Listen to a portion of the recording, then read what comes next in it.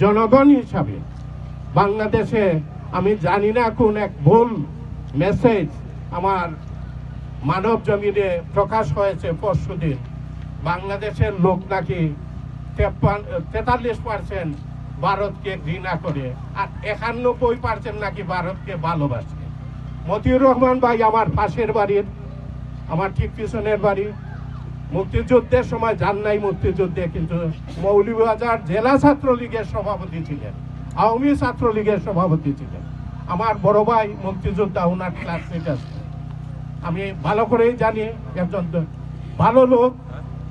কিন্তু কেন ওনার পত্রিকায় হঠাৎ করিয়া এই বিভ্রান্তিমূলক মেসেজ আসলো, যার পরিপ্রেক্ষিতে আমি অনেক ইয়াং ছেলেদের কমেন্ট করতে শুনেছি যে সম্পূর্ণ বিভ্রান্তিমূলক এই মেসেজ, হয়তো উনি দেখেন নাই।